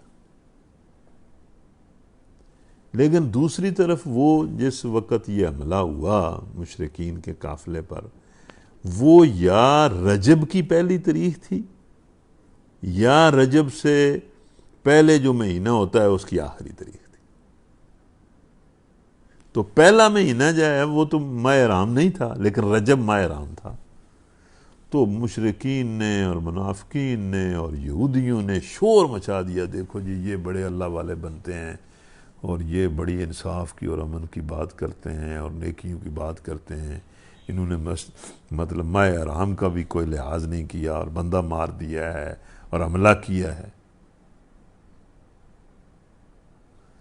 تو یہ پھر ایک بڑا سوال، پراپوگنڈا، ان کا پراپوگنڈا، اور نبی صلی اللہ علیہ وسلم کو بھی بہرحال اس کی تکلیف کوئی ہوئی کہ بھائی اس طرح نہیں کرنا چاہیے تھا ان مسلمانوں کو، انہوں نے زیادتی کی ہے، میں نے منع کیا تھا کہ جنگ نہیں کرنی. لیکن بہرحال ان سے ایک صحابہ سے یہ معاملہ ہو گیا، یہ صاف ہو گیا. اب اللہ کہتا ہے کہ لوگ پوچھتے ہیں، اب یہ سوال کھڑا ہو گیا کہ ماہ حرام میں لڑنا کیسا ہے. کہو اس میں لڑنا اچھا نہیں ہے، اے نبی کہو کہ اس میں لڑنا اچھا نہیں ہے. مگر جو لوگ اعتراض کر رہے ہیں وہ ذرا اپنے آپ کو بھی دیکھیں کہ وہ کیا کرتے ہیں، انہوں نے کیا کیا ہے. اس پر تو انہوں نے بڑا شور مچا دیا ہے کہ ہمارا بندہ مار دیا ہے، ہمارے لوگوں پر حملہ کیا ہے. ماہ حرام میں لڑنا اچھا نہیں ہے، بری بات ہے، لیکن رائے خدا سے لوگوں کو روکنا، لوگوں کو ایمان سے روکنا، زبردستی، وہی یہی کرتے تھے نا کہ زبردستی لوگوں کو ایمان سے روکتے تھے. اور اللہ سے کفر کرنا اور مسجد حرام کا راستہ بھی بند کرنا اور حرم کے رہنے والوں کو وہاں سے نکالنا، مطلب انہوں نے مسلمانوں کو نکالا نا وہاں سے، مکہ سے. اللہ کے نزدیک اس سے بھی زیادہ برا ہے. مطلب اگر ماہ حرام میں لڑنا برا ہے نا، تو یہ کام جو تم کر رہے ہو نا، بڑی اب باتیں کرتے ہو، تمہاری زبان کو یہ باتیں زیب نہیں دیتی. تم نے تو زبردستی لوگوں کو ایمان سے روکا ہے، تم نے تو مسجد حرام کے دروازے بند کیے ہیں لوگوں پر، تم نے تو مسجد حرام سے لوگوں کو ان کے گھروں سے نکالا ہے. تو مطلب یہ کہ یہ ٹھیک ہے ماہ حرام میں لڑنا ٹھیک نہیں ہے، لیکن یہ جو تم کرتے ہو بڑے، تم بھی تو بڑے بن رہے ہو نا. یہ اللہ کے نزدیک ماہ حرام سے لڑنا اس سے بھی یہ برا ہے. اور فتنہ خون ریزی سے شدید تر ہے. فتنہ ہوتا ہے جبرن کسی بندے کو حق سے روکنا اور ظلم کرنا. والفتنۃ اکبر من القتل.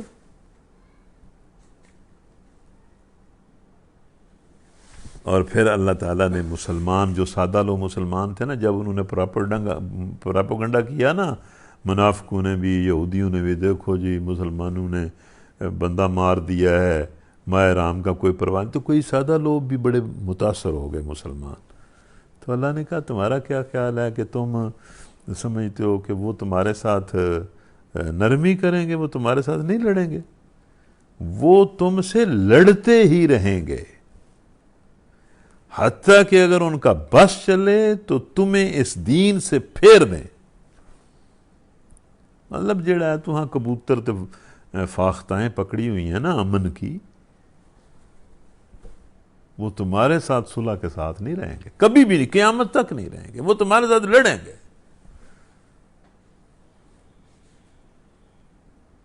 اور جہاں تم دین کی بات کرو گے ان جیسے ہو جاؤ تو ٹھیک ہے، جس طرح آج حالات ہو گئے ہیں کہ مسلمان ان جیسے ہو گئے ہیں تو ٹھیک ہے، مسلمانوں کی ان سے صلح ہے، بلکہ ان کے غلام ہو گئے ہیں.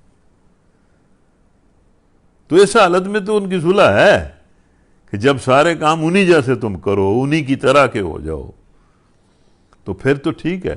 ورنہ اگر تم دین کا نام لو تو وہ تم سے لڑنا چھوڑ دیں. اللہ کہتا ہے وہ تم سے لڑتے ہی جائیں گے، حتیٰ کہ اگر ان کا بس چلے تو تمہیں اس دین سے بھی پھیر دیں. لیکن تم سن لو، اللہ مسلمانوں کو کہتا ہے کہ تم میں سے جو کوئی اس دین سے پھرے گا اور اسی حالت میں مر جائے گا تو اس کے جتنے اعمال ہیں وہ دنیا میں بھی ضائع، آخرت میں بھی ضائع۔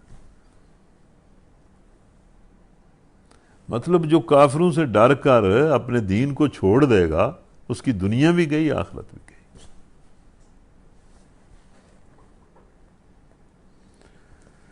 وَأُولَٰئِكَ أَصْحَابُ النَّارِ هُمْ فِيهَا خَالِدُونَ، آگ میں جانے والے ہیں۔ میں مسلمانوں کو اللہ کہہ رہا ہے کہ جو ان کی طرح کے ہو جائیں گے، اپنے دین کو چھوڑ دیں گے، وہ گئے، بس ٹھیک، جہنم میں گئے۔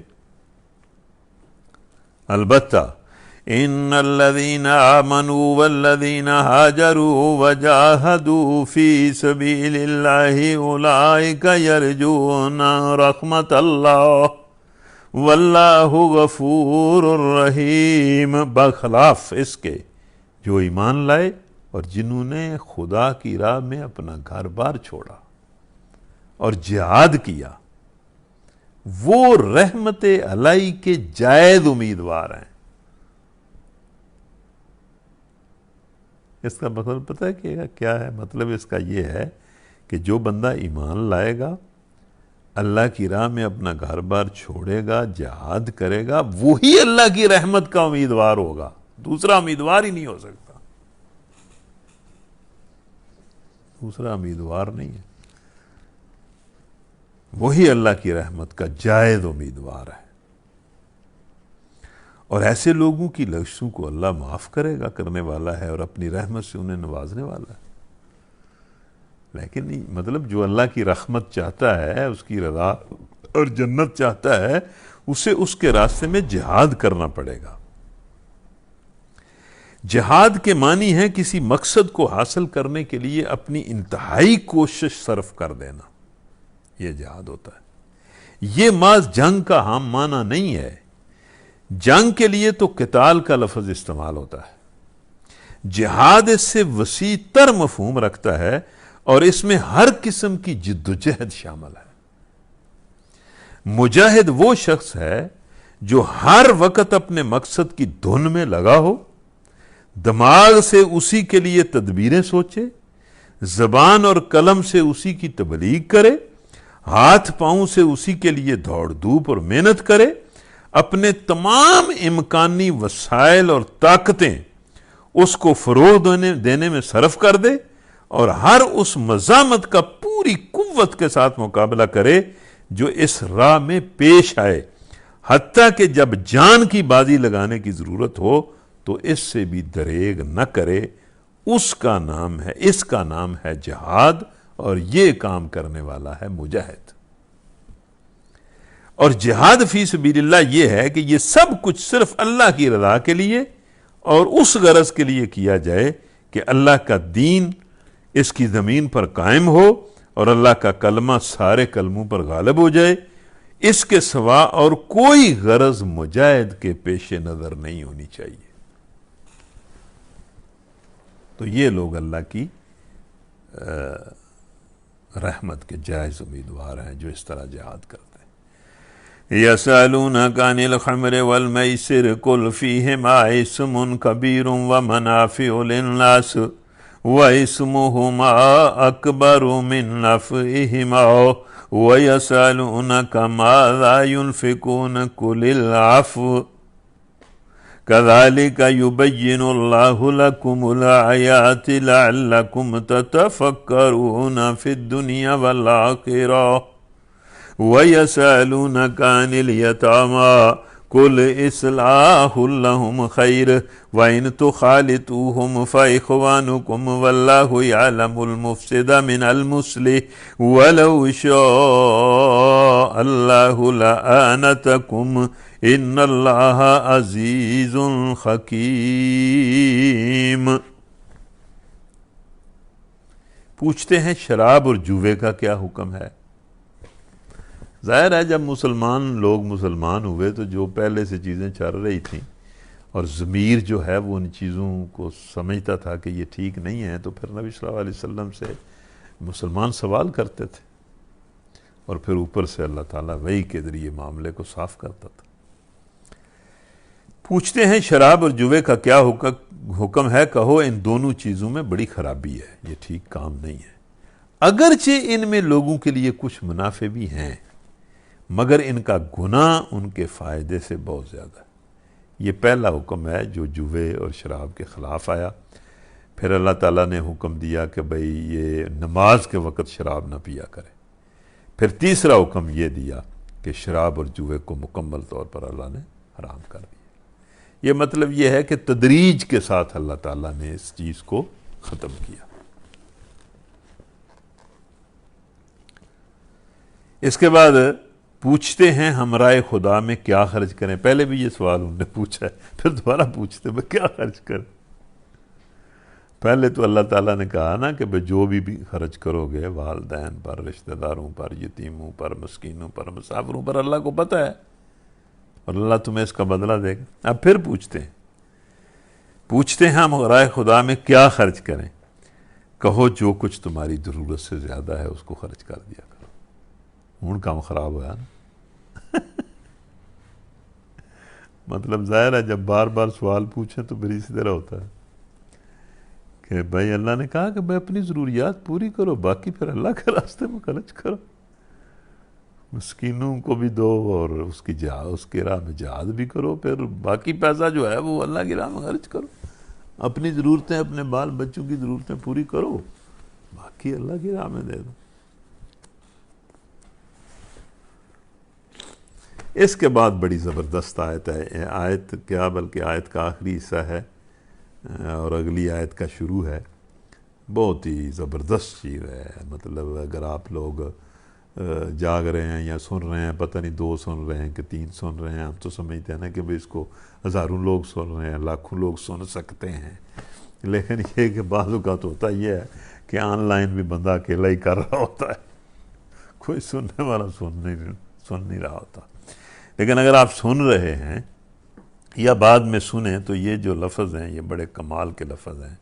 كَذَلِكَ يُبَيِّنُ اللَّهُ لَكُمُ الْآيَاتِ لَعَلَّكُمْ تَتَفَكَّرُونَ فِي الدُّنْيَا وَالْآخِرَةِ۔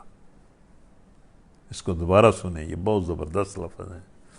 كَذَلِكَ يُبَيِّنُ اللَّهُ لَكُمُ الْآيَاتِ لَعَلَّكُمْ تَتَفَكَّرُونَ فِي الدُّنْيَا وَالْآخِرَةِ۔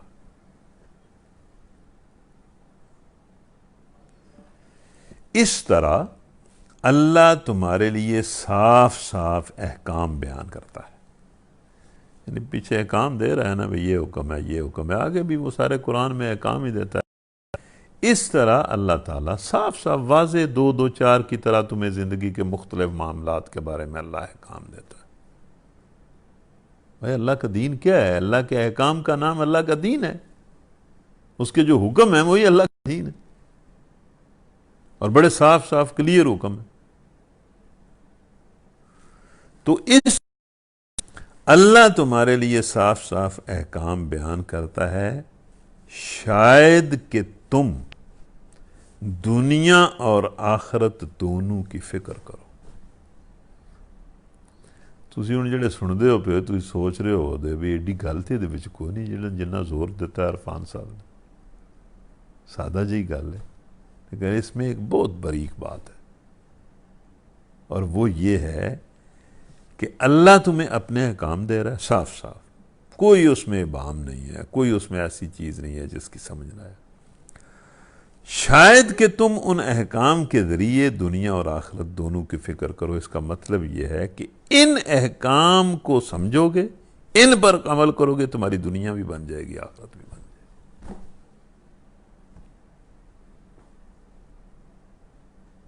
یعنی اللہ تمہاری دنیا اور آخرت بنانے کے لیے احکام دیتا ہے۔ تو اللہ تمہیں صاف صاف حکم دے رہا ہے، شاید بات سمجھو گے، اگر سمجھو گے اور اپنی دنیا کو بنانے کی فکر کرو گے، اپنی آخرت کو بنانے کی فکر کرو گے، تو اس کے احکام پر عمل کر کے تم دنیا بھی بنا لو گے، آخرت بھی بنا لو گے۔ مطلب اگر ہم میں سے کوئی بندہ اپنی دنیا کو بنانا چاہتا ہے تو اس کا بھی صحیح طریقہ یہ ہے کہ اللہ کے احکام پر عمل کرے، اپنے امیر ہونے غریب ہونے کی زیادہ فکر نہ کرے، اس چکر میں زیادہ نہ پڑے، یہ ذہنی طور پر بیمار ہونے والی بات ہے۔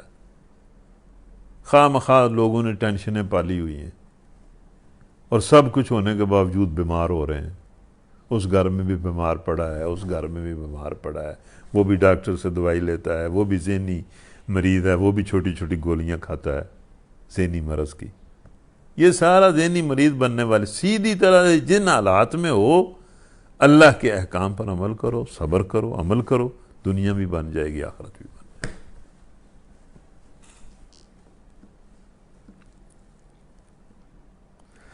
وَيَسْأَلُونَكَ عَنِ الْيَتَامَى، اور پھر پوچھتے ہیں یتیموں کے ساتھ کیا معاملہ کیا جائے.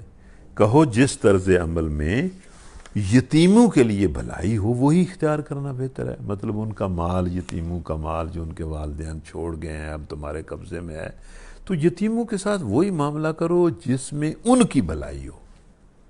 اگر تم اپنا اور ان کا خرچ اور رہنا سہنا اکٹھا رکھو تو اس میں کوئی مذائقہ نہیں. آخر وہ بھی تو تمہارے بھائی باندھی ہیں. برائی کرنے والا اور بھلائی کرنے والا دونوں کا حال اللہ پر روشن ہے. اللہ چاہتا تو اس معاملے میں تم پر سختی کر سکتا تھا، مگر وہ صاحب اختیار ہونے کے ساتھ صاحب حکمت بھی ہے. جب یتیموں کے بارے میں بار بار احکام آئے نا بڑے سخت، تو کچھ مسلمانوں نے ان کا کھانا پینا بالکل الگ کر دیا تھا اور ان کے مطلب ان کے مال کے قریب بھی نہیں جاتے تھے. وہ پتہ نہیں ساڑھے کو گناہ نہ ہو جائے. تو اللہ نے کہا کہ یہ کرنے کی ضرورت نہیں ہے. ان کے مال کو اپنے مال کے ساتھ بے شک ملا لو، کاروبار بھی اکٹھا کر لو، لیکن ان کے ساتھ زیادتی نہ کرنا. ان کے مال کی حفاظت بھی کرنا، اس کو بڑھانے کی کوشش بھی کرنا، ان کے ساتھ اچھا سلوک بھی کرنا. اصطلاح بالکل الگ تھلگ ان کا حساب کتاب جو ہے اس کی ضرورت نہیں ہے.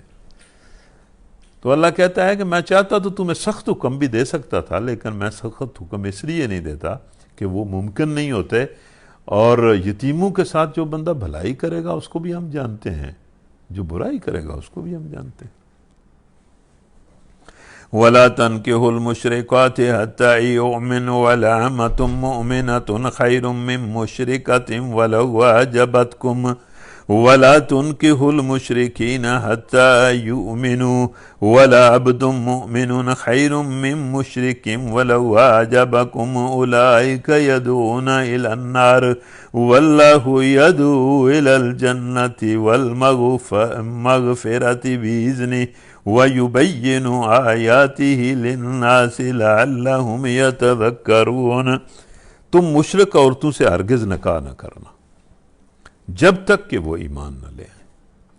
ایک مومن لونڈی مشرک شریف زادی سے بہتر ہے، اگرچہ وہ تمہیں بڑی پسند ہو. اور اپنی عورتوں کے نکاح مشرک مردوں سے کبھی نہ کرنا جب تک کہ وہ ایمان نہ لے آئیں.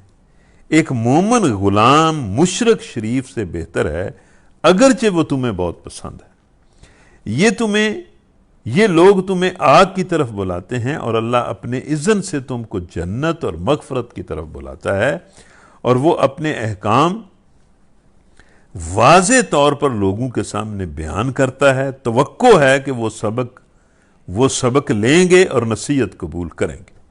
اچھا، اس میں یہ تو آپ اس ترجمے سے بات سمجھ گئے ہیں کہ اللہ تعالیٰ نے مشرک عورتوں سے نکاح سے بھی منع کر دیا اور اپنی عورتوں کا مشرک مردوں سے جو ہے نکاح اس سے بھی منع کر دیا. لیکن اس سے یہ کیا سے کیا جا سکتا ہے کہ نکاح کے معاملے میں مسلمان معاشرہ بھی ہو، لوگ مسلمان بھی ہوں، تو نکاح کے معاملے میں ایمان اور نیکی کو پیش نظر رکھنا چاہیے. اگر ایمان اور نیکی کی بجائے کسی اور چیز کو بندہ پیش نظر رکھے گا تو وہ اس کے لیے فتنے کا باعث ہوگی.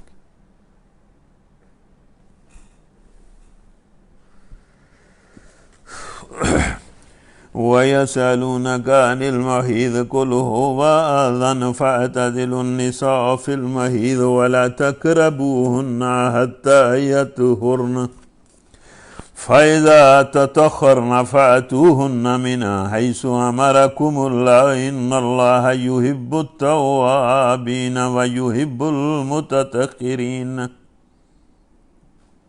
اللہ ان لوگوں کو پسند کرتا ہے جو بدی سے باز رہتے ہیں اور پاکیزگی اختیار کرتے ہیں. نساؤکم حرث لکم فاتوا حرثکم عنا شئتم وقدموا لانفسکم واتقوا اللہ واعلموا انکم ملاقوہ وبشر المؤمنین۔ یہ بھی پچھلے سبق میں بھی اس طرح کی آیتیں آئیں گی تھی، بالکل نجی معاملات عورت اور مرد کے جو ہیں ان کے معاملے میں اللہ تعالیٰ نصیحتیں کرتا ہے اور پاکیزگی کا درس دیتا ہے کہ انتہائی نجی معاملات میں بھی فطرت کے مطابق اور اللہ کے حکم کے مطابق پاکیزگی اختیار کرو، اور ان کو بھی، ان معاملات میں بھی، نجی معاملات اور تعلقات کو بھی اللہ کی بندگی بنا دو۔ اور یہ دیکھیں اللہ نے کیا فرمایا، وَاعْلَمُوا أَنَّكُمْ مُلَاقُوهُ وَبَشِّرِ الْمُؤْمِنِينَ، خوب جان لو کہ تمہیں ایک دن اس سے ملنا ہے۔ یعنی اس کا مطلب یہ ہے کہ بالکل انتہائی نجی معاملات کا بھی انسان جواب دہ ہے۔ اسی لیے یہاں اللہ نے یہ کہا نا کہ خوب جان لو کہ تمہیں ایک دن اس سے ملنا ہے، اور اے نبی جو تمہاری ہدایات کو مان لیں انہیں فلاح و سعادت کا مژدہ سنا دو، اور جو زندگی کے ہر معاملے میں، انتہائی پرائیویٹ معاملات میں بھی جو تمہاری تعلیمات کو مان لے اے نبی، انہیں بتا دو کہ وہ فلاح بھی پا گیا اور سعادت بھی پا گیا۔ وَلَا تَجْعَلُوا اللَّهَ عُرْضَةً لِأَيْمَانِكُمْ أَن تَبَرُّوا وَتَتَّقُوا وَتُصْلِحُوا بَيْنَ النَّاسِ وَاللَّهُ سَمِيعٌ عَلِيمٌ لَا يُؤَاخِذُكُمُ اللَّهُ بِاللَّغْوِ فِي أَيْمَانِكُمْ وَلَٰكِن يُؤَاخِذُكُم بِمَا كَسَبَتْ قُلُوبُكُمْ وَاللَّهُ غَفُورٌ حَلِيمٌ۔ اللہ کے نام کو ایسی قسمیں کھانے کے لیے استعمال نہ کرو جن سے مقصود نیکی اور تقوی اور بندگان خدا کی بھلائی کے کاموں سے باز رہنا ہو۔ مطلب کئی لوگ قسمہ چوک لیتے ہیں میں نیکی نہیں کرنی، میں بھلائی دا کام نہیں کرنا، اور پھر اس کو بنا لیتے تھے کہ چونکہ میں نے قسم کھا لی ہے اب میں نے تو یہ کرنا نہیں، میں نے تو قسم کھا لی۔ تو اللہ کہتے ہیں ایسی قسموں کو توڑو، یہ کوئی قسمیں، قسموں کو نیکی، مطلب نیکی اور اصلاح کے کاموں سے قسموں کے ذریعے رکتے ہو، یہ کوئی قسمیں نہیں ہیں۔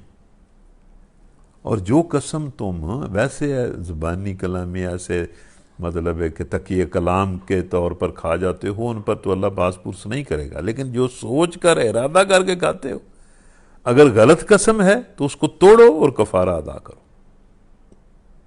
جو قسم توڑنے کا ہے، اور اگر ٹھیک قسم ہے اور وہ مطلب تم توڑ بیٹھے ہو تو بھی کفارہ ادا کرو۔ ٹھیک قسم کو تو پورا کرنے کی کوشش کرو، لیکن اگر کوئی ٹھیک قسم ہے تو اس کو تم نے توڑ دیا تو کفارہ ادا کرو۔ اور کفارہ کیا ہے؟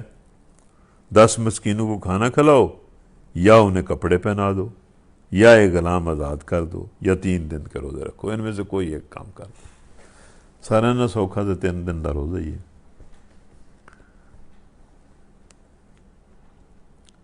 لِلَّذِينَ يُعْلُونَ مِن نِّسَائِهِمْ تَرَبُّصُ 4 أَشْهُرٍ فَإِنْ فَاءُوا فَإِنَّ اللَّهَ غَفُورٌ رَّحِيمٌ وَإِنْ عَزَمُوا الطَّلَاقَ فَإِنَّ اللَّهَ سَمِيعٌ عَلِيمٌ وَالْمُطَلَّقَاتُ يَتَرَبَّصْنَ بِأَنفُسِهِنَّ 3 قُرُوءٍ وَلَا يَحِلُّ لَهُنَّ أَن يَكْتُمْنَ مَا خَلَقَ اللَّهُ فِي أَرْحَامِهِنَّ إِن كُنَّ يُؤْمِنَّ بِاللَّهِ وَالْيَوْمِ الْآخِرِ وَبُعُولَتُهُنَّ أَحَقُّ بِرَدِّهِنَّ فِي ذَلِكَ إِنْ أَرَادُوا إِصْلَاحًا وَلَهُنَّ مِثْلُ الَّذِي عَلَيْهِنَّ بِالْمَعْرُوفِ وَلِلرِّجَالِ عَلَيْهِنَّ دَرَجَةٌ واللہ عزیز حکیم۔ الطلاق مرتان فإمساک بمعروف أو تسریح بإحسان ولا يحل لكم أن تأخذوا مما آتيتموهن شيئا إلا أن يخافا ألا يقيما حدود الله فإن خفتم ألا يقيما حدود الله فلا جناح عليهما فيما افتدت به تلك حدود الله فلا تعتدوها ومن يتعد حدود الله فأولئك هم الظالمون فإن طلقها فلا تحل له من بعد حتى تنكح زوجا غيره فإن طلقها فلا جناح عليها أن يتراجعا إن ظنا أن يقيما حدود الله وتلك حدود الله۔ یہ بار بار لفظ آ رہے ہیں، اللہ کی حدود، اللہ کی حدود، اللہ کی حدود، مطلب اس کے احکام، اس کی حدیں ہیں، ان کے اندر رہو، ان کو توڑو نہیں، ان کے پابند رہو۔ وَتِلْكَ حُدُودُ اللَّهِ يُبَيِّنُهَا لِقَوْمٍ يَعْلَمُونَ وَإِذَا طَلَّقْتُمُ النِّسَاءَ فَبَلَغْنَ أَجَلَهُنَّ فَأَمْسِكُوهُنَّ بِمَعْرُوفٍ أَوْ سَرِّحُوهُنَّ بِمَعْرُوفٍ وَلَا تُمْسِكُوهُنَّ ضِرَارًا لِتَعْتَدُوا وَمَنْ يَفْعَلْ ذَلِكَ فَقَدْ ظَلَمَ نَفْسَهُ وَلَا تَتَّخِذُوا آيَاتِ اللَّهِ هُزُوًا وَاذْكُرُوا نِعْمَةَ اللَّهِ عَلَيْكُمْ وَمَا أَنزَلَ عَلَيْكُمْ مِنَ الْكِتَابِ وَالْحِكْمَةِ يَعِظُكُمْ بِهِ وَاتَّقُوا اللَّهَ وَاعْلَمُوا أَنَّ اللَّهَ بِكُلِّ شَيْءٍ علیم۔ اب یہ جو رکوع ہیں ان میں یہ طلاق اور عدت اور پھر طلاق دینے کے بعد دوبارہ نکاح کی شکل صورت اور پھر مطلب اسی سے مطلب ملتے جلتے جو اور مسائل ہیں ان کو بیان کیا گیا ہے۔ اور ظاہر بات ہے کہ یہ طلاق اور الا اور عدت اور مختلف حالتوں میں مطلب طلاق کی کیا شکل ہے، یہ لمبے مسائل ہیں، اور جس کسی کو جب کوئی مسئلہ پیش آتا ہے تو اس کے مطابق وہ ظاہر ہے اس کو معلوم بھی کر لیتا ہے اور اسے کرنا بھی چاہیے، اور اس موقع پر ان کی تفصیلات ممکن بھی نہیں ہیں۔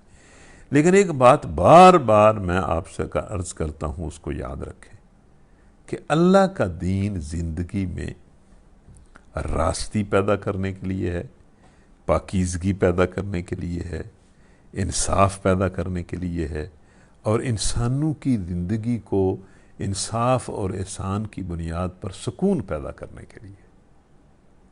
اللہ کا ہر حکم اس کے لیے۔ اب یہ طلاق کے بارے میں نبی صلی اللہ علیہ وسلم نے فرمایا کہ یہ ایک ایسا حلال کام ہے، حلال کام ہے، جائز کام ہے، لیکن اللہ کو بڑا ناپسند ہے۔ تو یہ مطلب یہ جو خاندانی زندگی جب بگاڑ کا شکار ہو جاتی ہے تو اللہ تعالیٰ نے اس بگاڑ کی اصلاح کی کے لیے بھی بڑے احکام دیے ہیں جن کو وہ اپنی حدود کہہ رہا ہے، اور جب معاملہ ہاتھ سے بگڑ جائے تو پھر علیحدگی کا بھی اس نے راستہ نکالا ہے، اس لیے کہ اگر اس موقع پر بھی علیحدگی نہ ہو تو ساری زندگی جہنم بن جاتی ہے۔ یہ بھی اللہ تعالیٰ نے طلاق کا ایک حکم دے کر بھی اپنے بندوں پر رحم کیا ہے تاکہ اس مصیبت سے وہ نجات پا لیں۔ اگر یہ وہ حکم نہ دیتا تو بے شمار لوگوں کی زندگی تو جہنم بن جاتی، تباہ ہو جاتی، خاندان اور زیادہ برباد ہوتے، انسان کے ظلم کا شکار رہتا، انسان پر ظلم ہی کرتا رہتا۔ تو اللہ تعالیٰ نے ان آیات میں یہ جو طلاق کا مسئلہ ہے، الا اپنی عورتوں سے تعلق نہ رکھنے کی قسم کھا لینا اور بار بار طلاقیں دے دینا، اس معاشرے میں بڑے عجیب طریقے سے لوگ اپنی عورتوں پر ظلم کرتے تھے۔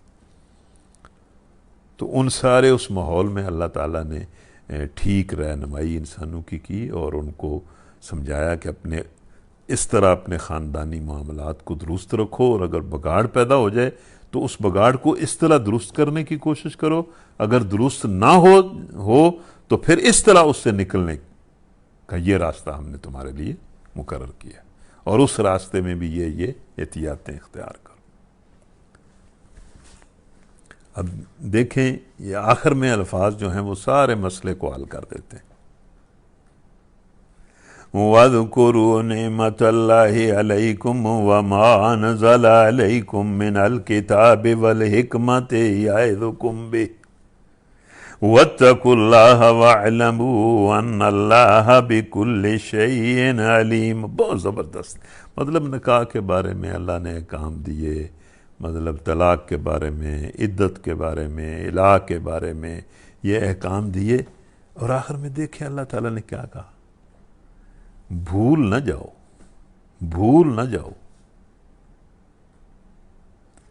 کہ اللہ نے کس نعمت عظمیٰ سے تمہیں سرفراز کیا۔ مسلمانوں، یہ جو اللہ نے تمہیں دین دیا ہے، آخری نبی دیا ہے، اور یہ جو قرآن دیا ہے، یہ نعمت عظمیٰ ہے، اس کی نہ شکری نہ کرنا، اس کو بھولنا نہ۔ اس کو بھولو گے اللہ تمہیں بھول جائے گا اور تباہ ہو جاؤ۔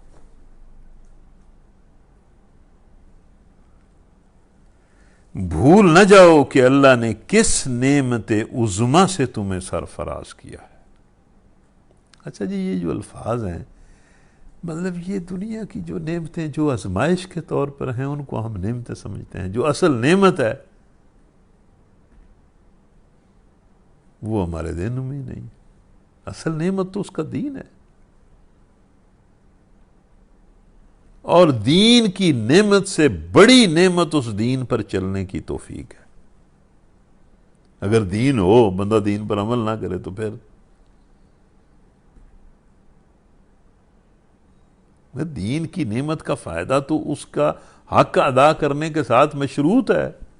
اگر بندہ اس کا حق ادا نہیں کرے گا تو پھر وہ کیا اس کو اس نعمت کا فائدہ ہوگا۔ بھول نہ جاؤ کہ اللہ نے کس نعمت عظمیٰ سے تمہیں سرفراز کیا ہے، وہ تمہیں نصیحت کرتا ہے۔ یہ دیکھیں نا کیسے پیارے لفظ ہیں اور کتنا مطلب ان میں سوز ہے۔ وہ تمہیں نصیحت کرتا ہے کہ جو کتاب اور حکمت اس نے تم پر نازل کی ہے اس کا احترام ملحوظ رکھو۔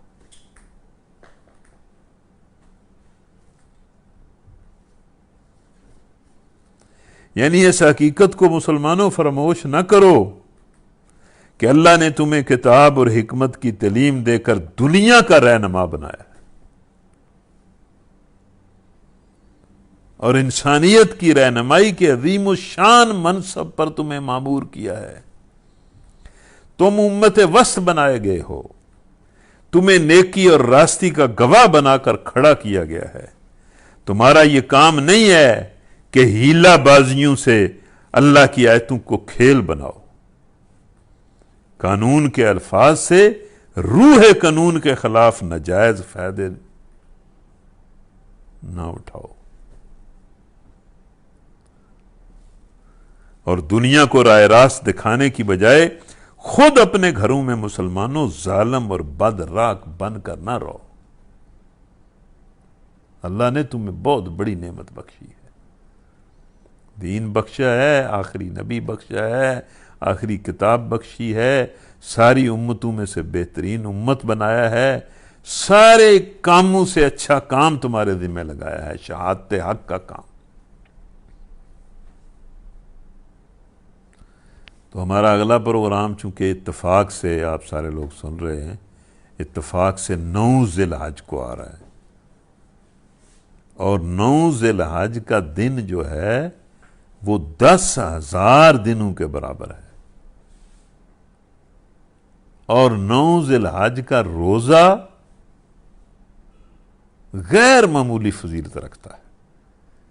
اس لیے آپ جتنے لوگ یہ درس سن رہے ہیں، یہ بھی اور اس کے علاوہ بھی جس تک میری یہ بات پہنچے، اگلے درس میں خود بھی شریک ہو اہتمام کے ساتھ۔